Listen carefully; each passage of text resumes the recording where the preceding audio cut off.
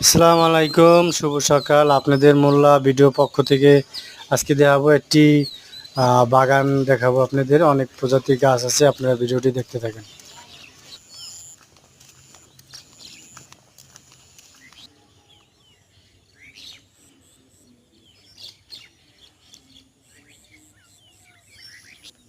আসসালামু আলাইকুম প্রিয় দর্শক, আজকে আপনাদের দেখাবো ভাসমান একটা বাগান। এই বাগানে অনেক প্রজাতির গাছ আছে। এটা হলো রুপালি গাছ। হ্যাঁ, এটা পাতায় বোঝা যায় রুপালি গাছ। এই একটা আছে, এইটাও মনে হয় রুপালি গাছ। চিকন চিকন পাতা, লম্বা, মনে করবেন এটা রুপালি গাছ। আর একটা আছে, এটা হলো আপনার আহ, আশিনাম। আশিনাম গাছ। গাছটা অনেক মানে মোটা হয়েছে, মানে গোড়ার থেকে বোঝা যায় যে গাছটার ভালো হবে। তারপরে যে বাগানটা অনেক প্রজাতির গাছ আছে, এটা হলো কি কদবেল। কদবেল গাছ। এই গাছটায় বিশেষ করে আল্লাহ যদি দেয় সামনের বছর থেকে কদবেল ধরা শুরু করবে। চতুর্থ সাইডে পানি, তো মানে মাঝখানে বাগানটা মানে রস আছে, গাছের গোড়ায় রস আছে। একটা আছে ফজলিয়াম গাছ। গাছের গোড়ার থেকে একটু দেখাই, এটা হলো ফজলিয়াম গাছ। এটা কি গাছ? এটা আম, এটা রূপালি।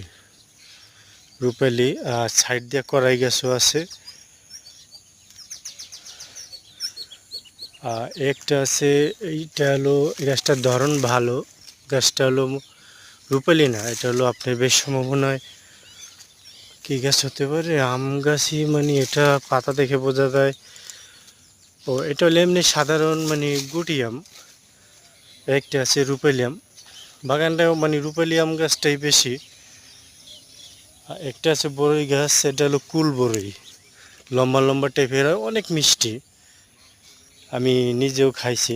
একটা আছে, দেখেন, উফ, গাছটা সেই মানে কি বলবো আপনাদের, গাছটা মানে অনেক সুন্দর একটা গোট হয়ে উঠছে। এখানে যে কটা গাছই আছে মানে অনেক সুন্দর সুন্দর মানে গোট হয়ে আছে। মানে চার সাইডে পানি, যে কোনো একটা জিনিস পানি যদি থাকে আর উপরে যদি রোদ থাকে, তাহলে যে কোনো গাছ মানে ভালো হয়। একটা আছে ডালিম গাছ। হ্যাঁ, এটা ডালিম গাছ। উফ, ফল হয়েছে ডালিম, আলহামদুলিল্লাহ। ডালিম গাছ অনেকটাই আছে। এই একটা আছে, তারপরে এই একটা আছে ডালিম গাছ। আরও ভিতরে গাছ আছে, অনেক গাছ। বাগানটা আমার দেখে অনেক